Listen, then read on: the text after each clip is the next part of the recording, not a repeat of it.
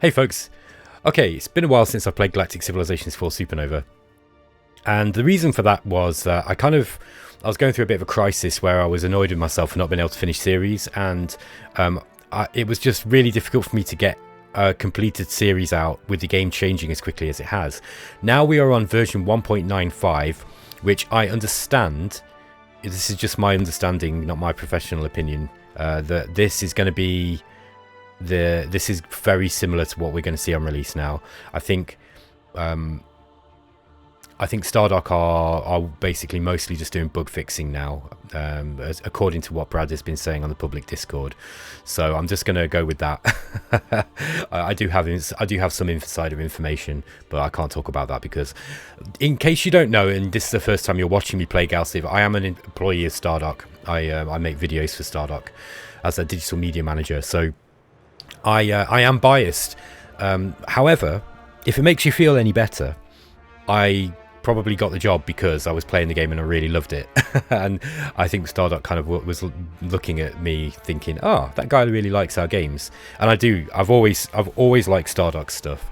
And I liked GalCiv 3, but this is way better in my opinion.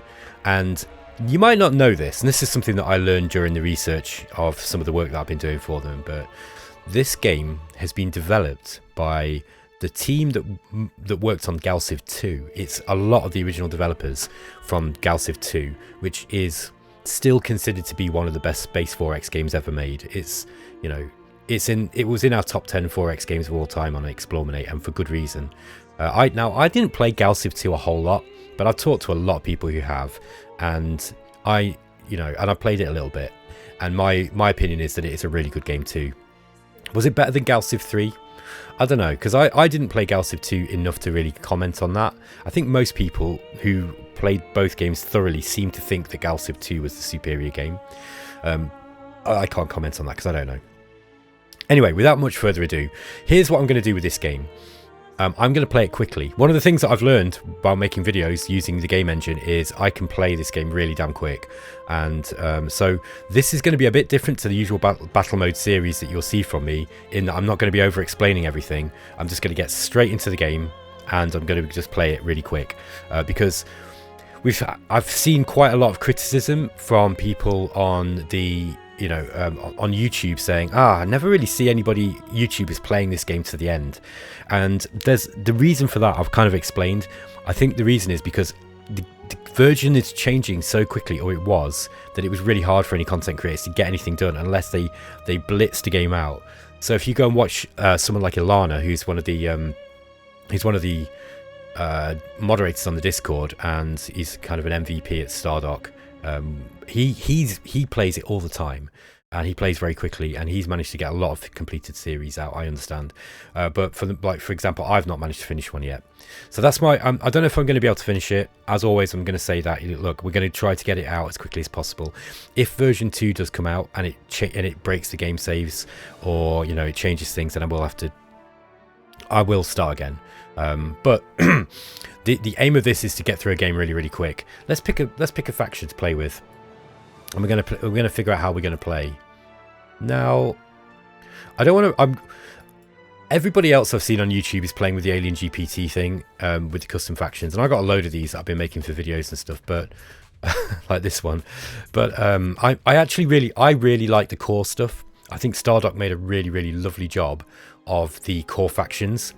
And for a game that kind of uses what Brad would describe as modest asymmetry, kind of modest faction differences, I think that they still play very, very differently, especially compared to GalCiv 3.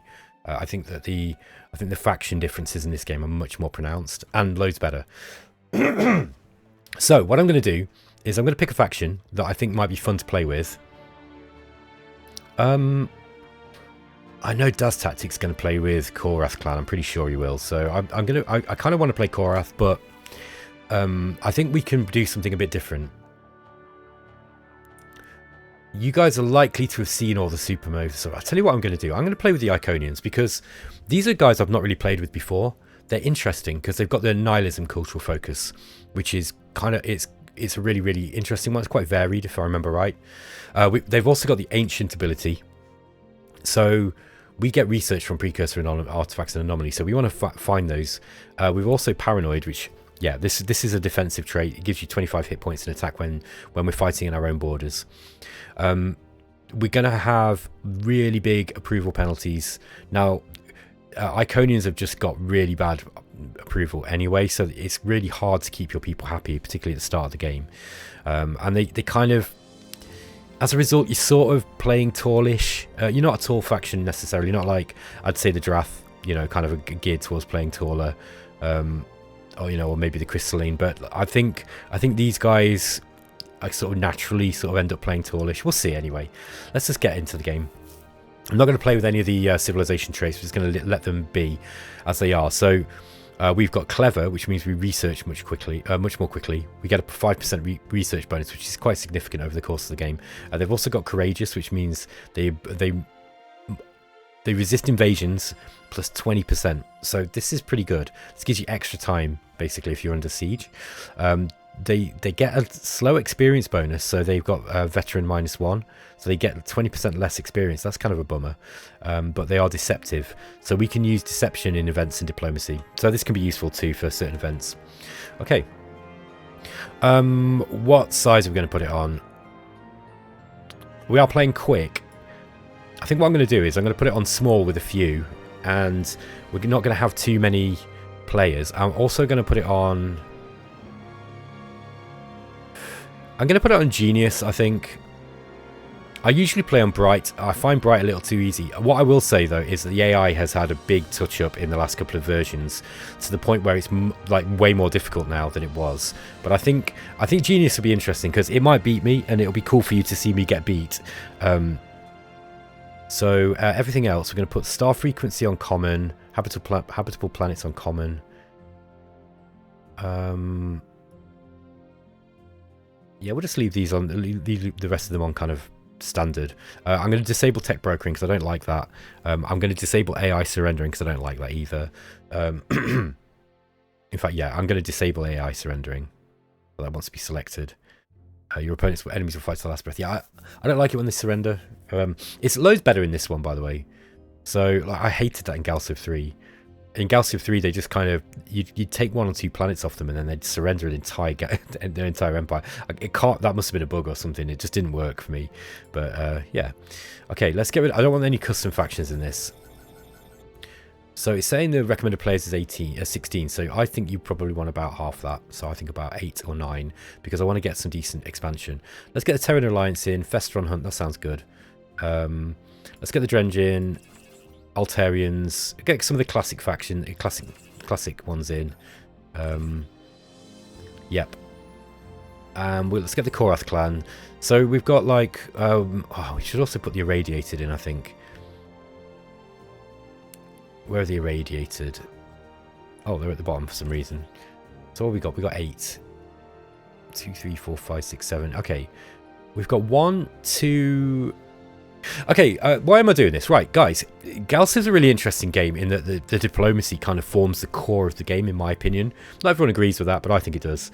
And it is recommended that once you know the game a little bit, you set the game up to kind of how you want it, right? So don't just put a bunch of friendly factions in if you're hoping to have a warlike game. That's not going to be very fun. And by the same token, if you don't want to just be at war constantly, then don't fill it full of all the evil nations. You want a bit of a mix. This is going to be an aggressive game. It's likely because I'm not sure I'll be able to finish it, so I kind of want to get some real good action in as quickly as possible. So yeah, let's get some. I think what we're going to do is perhaps put 12 in. I might get rid of. I'm going to get rid of the Festron, and instead I'm going to put the Yor in, because the Yor are quite unique and they're quite thematic. Let's get the corporate sector. So we've got 1, 2, 3, 4, 5 potential allies, I'd guess. Although the Taurians, even though they're, despite their, they are xenophobic. This is the thing, right? The Taurians seem like they might be kind of friendly, but they're not. They're a really strong faction, in my opinion. They're kind of like Mimot light, because they've got that fertile trait. They're not quite as dangerous as the Mimot, I don't think. at least with regards to your score. They're probably more dangerous than Mimot in war, though. Mimot seem to kind of melt when they get attacked. 2, 3, 4, 5, 6, 7, 8, 9. Let's get some of the new ones in. Let's go with the Baratak Grove, because they're just cool. Because it's really kind of cool. And so Luxar are kind of one of those that can go either way. So yeah, there's 12 players here. That sounds like that looks good to me. We've got some of the classic factions in. Look, we've got a couple of the newer ones in too. Okay, cool. I like that.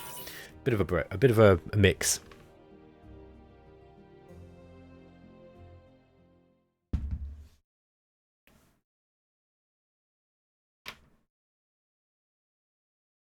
Let's see what we get on the planetary generation. Now, again, in the setup, it's quite common for players to re-roll the map, and you do that by pressing Control N. Now, you might want to do that if you're hoping for a certain kind of playstyle. Like, let's say you're hoping to play wide, right, and you start in a tiny sector. You might find that isn't, you know, kind of how you want to play. So you can re-roll. You can just like hit Control N, re-roll the map. Remember that what I like about GalCiv 4 Supernova is it's kind of a mix between a board game style and a sort of sandbox style game. They've introduced a lot more sandboxy stuff into it this time around, and yet the board, you know, the tight interlocking game mechanics side of things that works more like a board game. You know, like that, you know, kind of specific abstracted rules rather than simulation. I think that's actually very strong in this game too. So it's a bit of a weird game in that respect, because usually you tend to have games that are either kind of simulation like, or they're sort of, you know, board game-ish. All right, here we go. These are the Iconians. The oldest of the so-called young races, once servants to the precursors themselves, creators of the yore. They were almost wiped out when their creations were given sentience by the Dreadlords. Only a few Iconians survived, hiding in distant colony. Exceedingly cautious and not without cause, Iconians have a strong sense of fatalism. They have never given up hope of reclaiming their ancestral home, even if their cautious nature has prevented them from pursuing the stream. Okay, so we're overcautious and paranoid. We're excellent farmers and repairers and surprisingly accurate shots, with their entire culture built around minimizing waste. Their harsh population controls they have to live under have only enhanced their understanding of fertility. Okay, that's interesting. So there are some things that aren't immediately made obvious in the abilities and traits that you get when it comes to the factions. Oh, we're in a pretty small... Okay, this is a small start. I wonder if we've got anybody else in here. Hell, let's just go with it, guys. We're going to go with it. So, yeah, we looks like we're in a small sector, a very, very small one. It's a tiny sector, actually. But there's going to be other bigger ones. That is going to limit our expansion. It's likely that we probably don't have any neighbours here. I'm not certain about that, though. Let's get a telescope takeover and we'll see what we can find. Where are they likely to be? Let's see what we got. Okay, we've got some good planets there. Sorry, guys. That's a poor planet. Okay. So we've got Bevan Prime here. That's an amazing class. Although it's -2 population cap and -50 population growth. It's a precursor world built from Promethean, or made from crystallized Promethean. So that's a bit of a weird one. We also have this one here. There's an amazing class here with Thulium, and it's a terrestrial planet. Okay, let's get this game on the go. So we want to be exploring... I think I'm going to go this way, because we're going to have to send colony ships out this way if we're going to grab these early. What have we got here? We've got an artifact and another artifact. Let's go and get our flagship on the artifacts. Okay, we've got Sanctum here, which is the other planet that's in orbiting Vanga. We really want to go out for this one here, I think, or... Yeah, the other one that's over here. That said, it can be good just to kind of get your... Well, this is a good one, look, Sanctum. This has got three minerals. Okay, I'm gonna go for that one. I'm going to assume that we don't have anyone else in our area. Let's get the recruiting station for the additional growth and figure out where we're going to put our capital. Okay, we've got mnemonic nanites and we've got thulium. That's nice. We could put a wealth building here. But that's, yeah, it's a repair thing. Don't care about that so much. Okay, this might be a good place to put our capital here because we've got the population growth. We could kind of screw the wealth thing from that, the wealth bonus, and we could just put some. We could put like a planetary generator. Once we've got the industrial center down, we could probably put a planetary generator up too. I don't know if this is going to be the best place for the industrial center. However, you can. It's only 25 cost, so you can put this up quickly, and then you can strip it down and put it in another planet if you want to. That is an option that you've got. At the start of the game, I really favour high manufacturing, and it looks like we don't have very high manufacturing at all. So I'm going to. Oh. Okay, yeah, that was weird. There's a little bug there. Okay, let's rush that. So we're going to get manufacturing up. Now, if you accidentally cancel this, by the way, it will go over here. There we go. Look, I did wonder if that, yeah, that needed to update. So it's actually one turn. Then we'll get this one out here, the capital mainframe. I think, yeah, and that's probably what to do next. All right, I'll think about that next turn. Shipyard. We want to get more probes out. This is what I tend to do at the start of the game. Let's get some more probes because that's how the AI plays. We're going to go for colonial policies too, which will open up our civilization stuff. Colonial policies. There we go.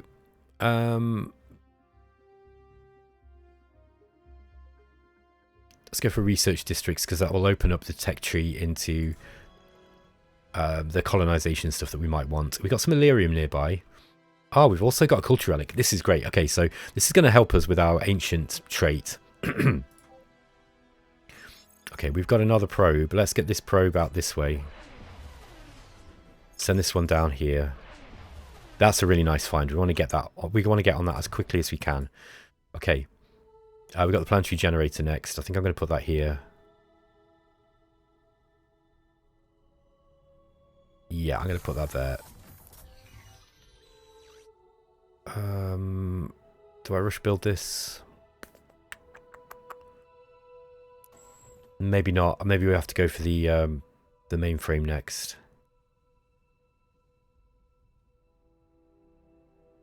So that will be +3. This is cheap to rush build as well. Okay, let's see if we can use a little bit of our control just to get some better leaders. Let's see what we got. We got anyone with a high diligence? Not really. These might be better left as citizens. So they, just so you know, they transfer a little bit of their intelligence, social, etc., into all of the planetary output modifiers. I think I will go for a worker though, just so we increase our manufacturing a little bit. Okay. And then we've got the planetary generator. Yeah, I think we'll put that up here. All right. At the start of the game, we probably want coerced colonization. Oh, wow, that's going to put our approval through the floor, though. Yeah, Iconians are kind of hard to play at the start. Because of that terrible approval they've got. Okay, just make sure that's reading the right number.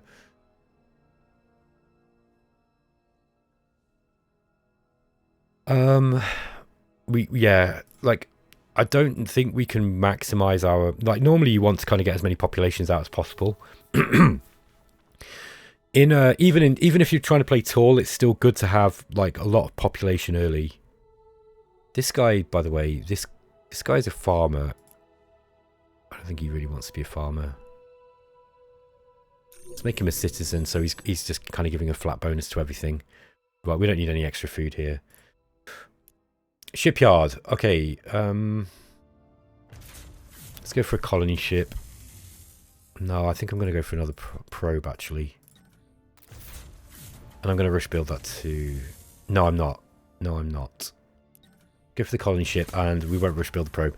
Yeah, it's kind of like, because this is a bit of a problem with the growth. Where are we? Like, I'd like with the approval. Sorry, I'd really like to go with this.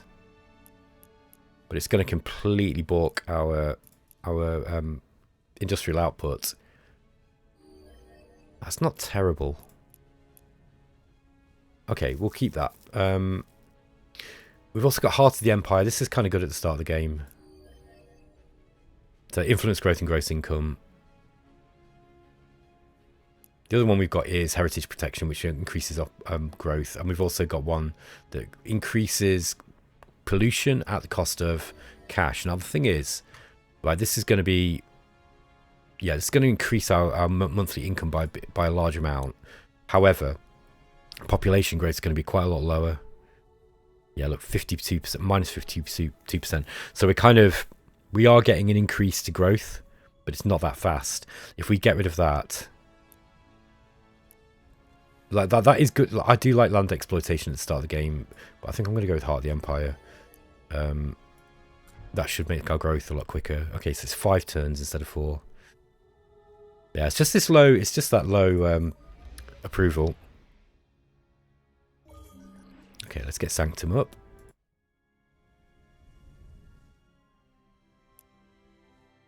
Okay, what do we got here? Nothing. I think I'm going to get this guy over this way, just to go and find where this planet is so we can colonize it as soon as possible. Oh yeah, we've got the coerced draft colonists as well. Probably want to get that one out. And let's just get let's see if we've got someone with decent diligence. God, he's expensive, look.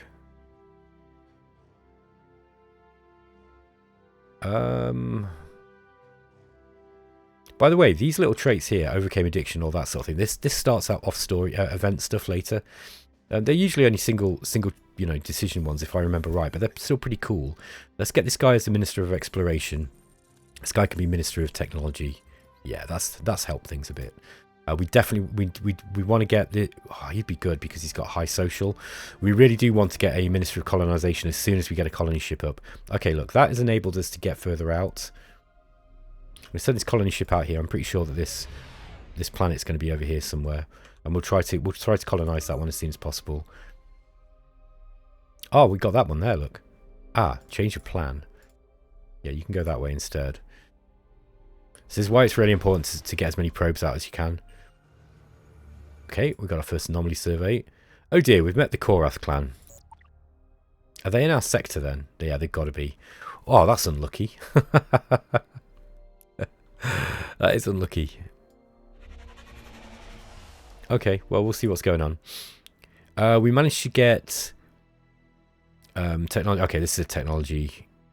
It's exclusively advanced technology with precursors. We could get Gerantium. Getting Gerantium early is nice, but I think we'll go for the technology. This just gives us 50 research boost. We'll do that next turn. Colony ship turns around. By the way, Korath are really, really dangerous for us early game.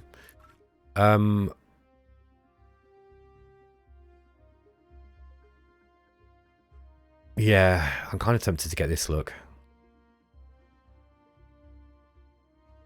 But let's go with artificial gravity. Mind you, if we go to... So the reason why I went colonization first is because if you can get to xenobiology quite quickly, you can get the colonial clinic, and that really helps growth in a big way. Growth and population size. On a small planet like this, it's kind of useful. Yeah, if we had Gerantium, if I'd have got the Gerantium, we could have put one of these orbital improvements. And you can destroy those now, by the way, for those of you who are asking for that. All right. Yeah, we're in the same sector as the Korath. This is really bad. This might be a short game, guys. We'll see. Let's just get these arm shuttles out straight away, and we'll go for... yeah, let's get the free constructors with star-based modules. Okay. Yeah, we'll just get that to when we've got the time. We'll get the Guardian, send one of them into New Iconia. Oh, we've got a constructor here already. Okay. I think we should immediately get onto this thing. The culture relic. Although we have got Illyrium nearby. And Gerantium.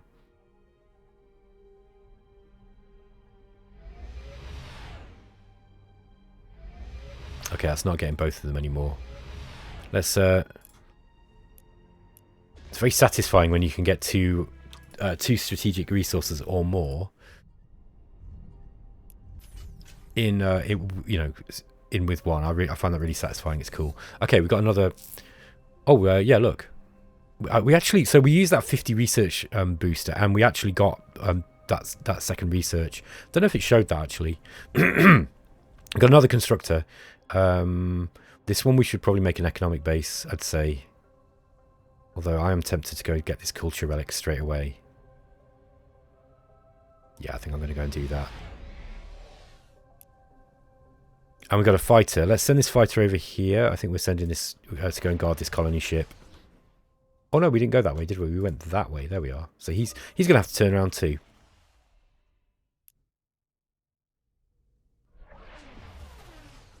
There's the planet, look. There's Bevan Prime 2, the amazing class planet. So we kind of want to get out that way if we can.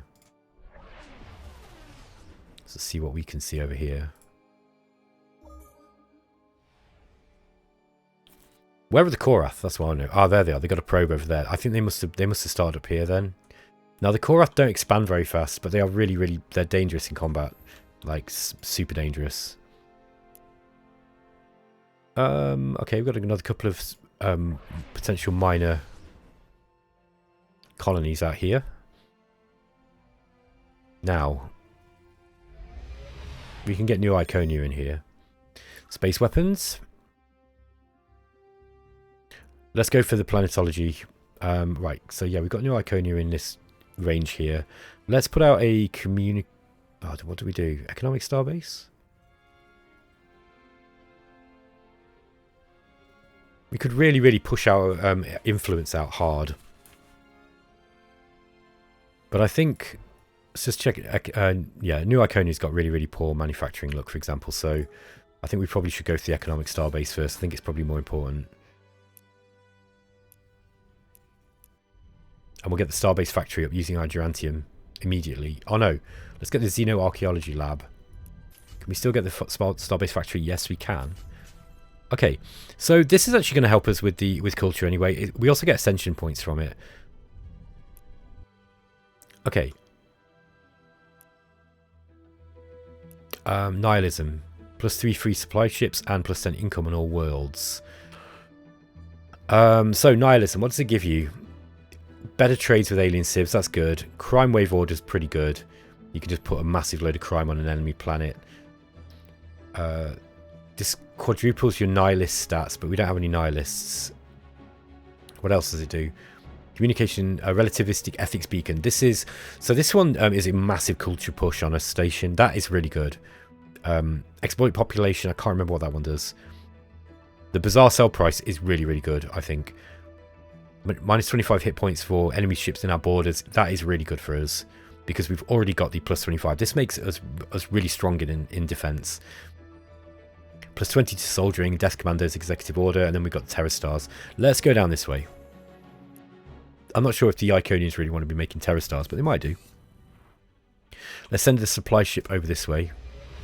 I might actually send one back into Iconia as well. I just might wait till next turn. Now the construction points do queue, I believe.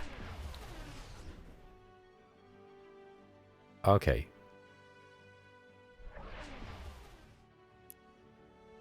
Yeah, let's just keep that supply ship there. Nearly there. This is the first precursor relic. Very nice. I love the cutscenes in this game. They're really good. Really good. Okay, planetology. This gives us housing district, and it also opens up xenobiology that we could grab. We want to get that as soon as possible for population growth, I think. But getting the frigates might be useful here too. Yeah, wow, Korath clan already. Mapping artifact. Okay. Now we can get Gerantium from it, or we can get the art. I think I'll use the artifact itself. Let's just get that right. Let's get that going now. Oh, we got the Drengen and the Korath.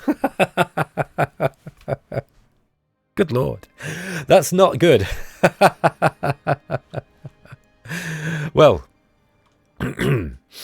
Let's see what we can do. I mean, we're gonna have to take those guys out because neither of them are very, very friendly. I mean, the Korath particularly, but the Korath and the Drengen are not friends either. That's something you need to remember, or we need to remember. What are we going to do here? Let's get up another manufacturing district because our manufacturing is quite poor.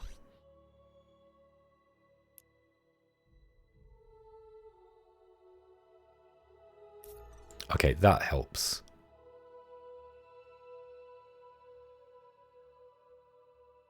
Yeah, we how close are we to getting our colony ship out from this? Yeah, just one turn. Okay. Okay, this flagship is leveled up. I think we're immediately going to put on... Like, normally I just go for movement on these, but... Yeah, I'm actually going to upgrade these as war machines. We're going to need all the war machines that we've got in this game, I think. Let's go and send that supply ship out that way. Okay, yeah, huh?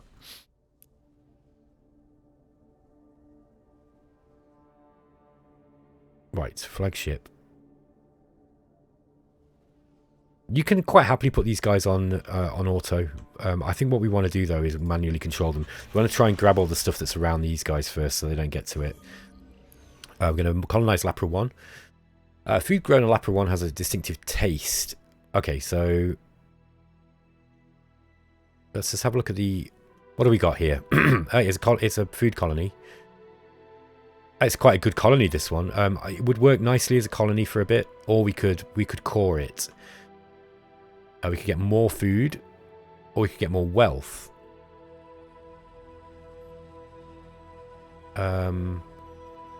Let's go in the manufacturing. Now, this is currently feeding back as a core world.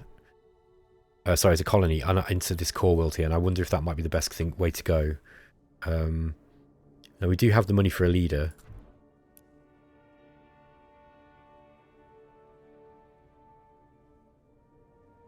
Okay, oh, he's a good leader. He's pretty good too. They both got kind of low result. Oh no, he's good. He is intelligent, social, high diligence as well. I'm actually gonna core this one and start getting it developed. What do we got here? +2 to food and wealth. Okay, that's good. So this is going to be a good food planet.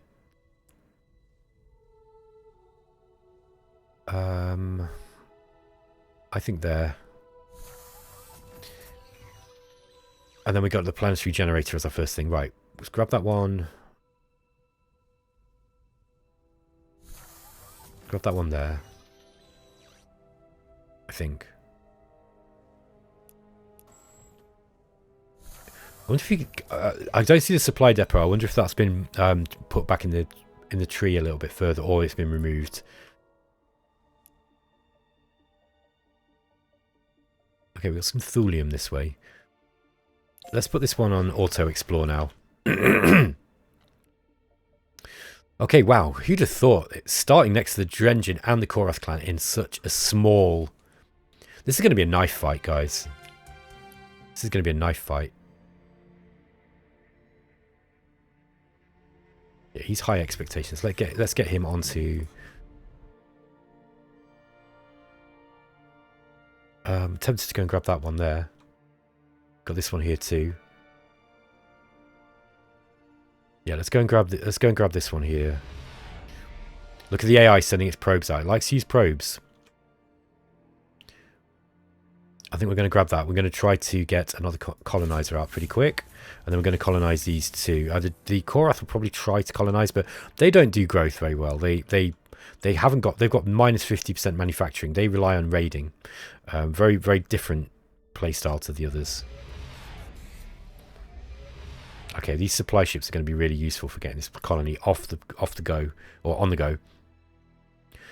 Okay, convert the outpost to a colony.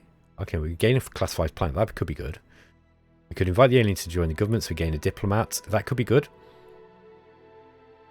Or we could get 1 intimidation and plus 50 research. I think I like that better. Let's go for that. Okay. So that did speed up our research a little bit. We probably do want to get a diplomat in anyway. Wow, we're going back. We've got a deficit here. Got space doctrine up. Moves +1 could be useful. +2 modules. Molecular fabrication gives us... Yeah, let's go for that. That gives us +5 manufacturing bonus.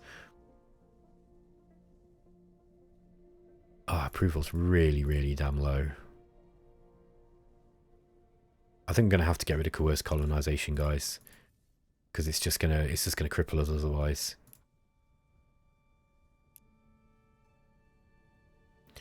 And maybe we even have to go into land exploitation.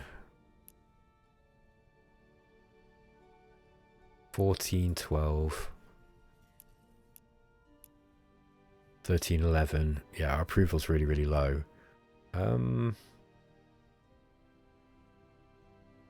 that case, we'll go with research grants.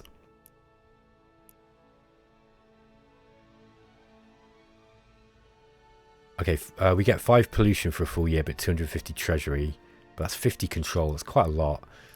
Oh yeah, we need to pick another one of these as well. By the way, I saw some people complaining that you can't remove these. I didn't like that at first, but I think the idea is that it kind of it's supposed to shape your play style. So you know, they're not all positive. You have to sometimes put up with some negative stuff as well. Whether that stays like that or not, I'm not sure. Let's go for the influence growth. That's never going to hurt us.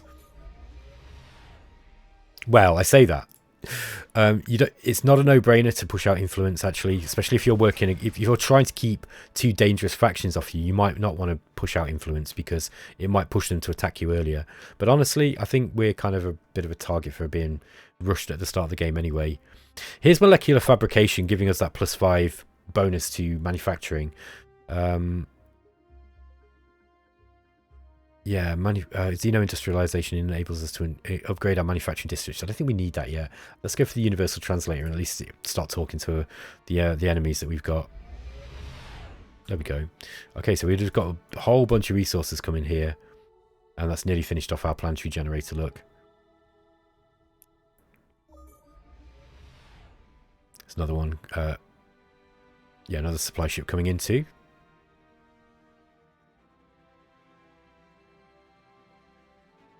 What have we got? Was that pirates? Oh no, it's precursor anomaly that's guarded by the looks of it. Okay. Let's get a manufacturing district up here. Yeah, it's too early for the shipyard. Get a bunch of manufacturing up. Yeah, population growth is really, really slow. It's funny, I played another game with these guys and I ended up getting quite a good position. And I had another tall playstyle where I was just using just 2 different colonies and the rest were cores. Sorry, 2 different core wheels, the rest were colonies, and that was working really, really well.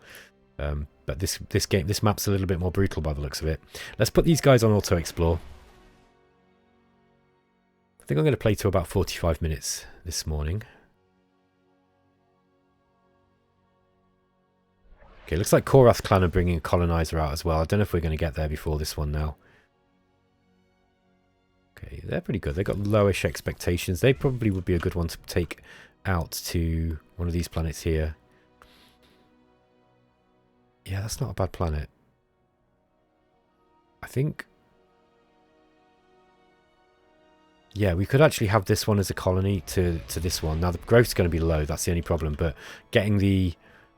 it's got decent... It's got hypersilicates for a start. Interesting. Yeah, I don't like the growth on it. I might go for this one instead. Alright, what do we got going on here?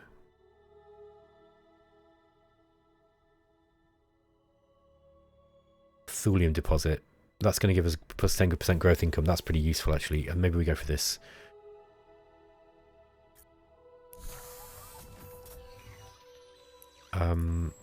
We also want to get a wealth district up. The quicker the better as well, I'd say. Alright.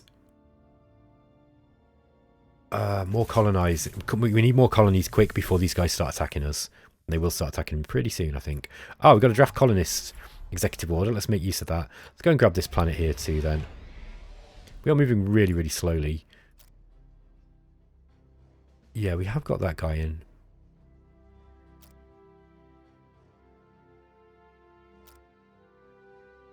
Yeah, we really need somebody. We need more money. We're hopefully going to have to wait on an event.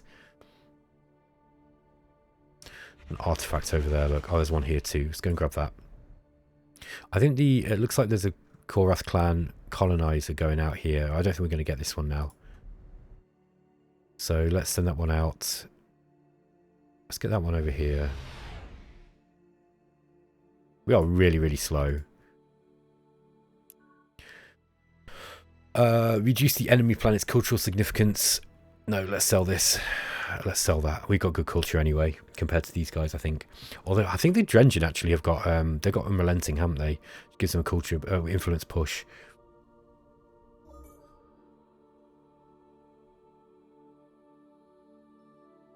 Yeah, I really probably should have gone for the Korath clan. I grabbed that one. I think we probably should have gone for the movement techs earlier than I have. Let's get some weapon systems up. We're gonna have to start getting out some ships soon. Let's get a shipyard up on here. Okay, Universal Translator. Let's see what these guys are saying. Okay, so the Korath clan really, really do hate us, as usual. The Drengen don't like us. Let's see what we can trade with them, if they'll trade any techs. Subspace scanning would be really good for us. No, not going to bother with you then. Sometimes it's good to sell techs for money. Let's see who we could do that with. I mean, the Drengen are mildly less... I don't know, I'd say they're less dangerous. They're not. They're a different flavour of dangerous to the Korath, I think.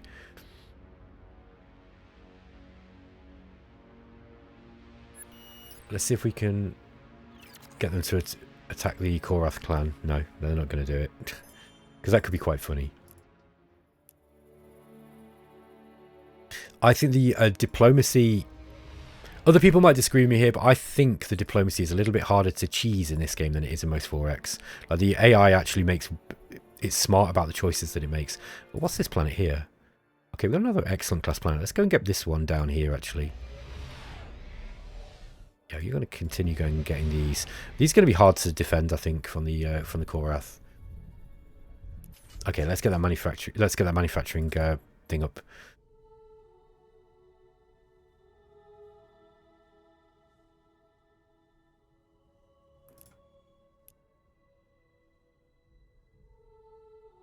Let's get some income, maybe. Yeah, let's get some income going up on here, just so we've got a little bit of money.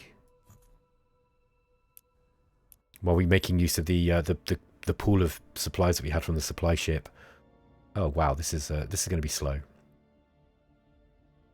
Let's build some fighters. So we've got some defenses coming up.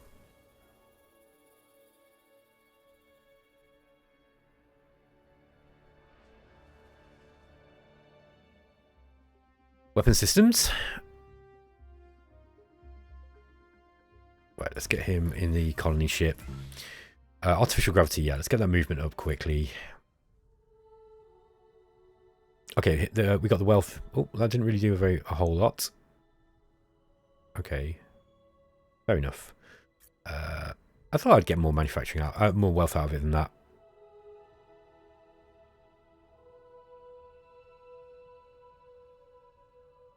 Okay, never mind.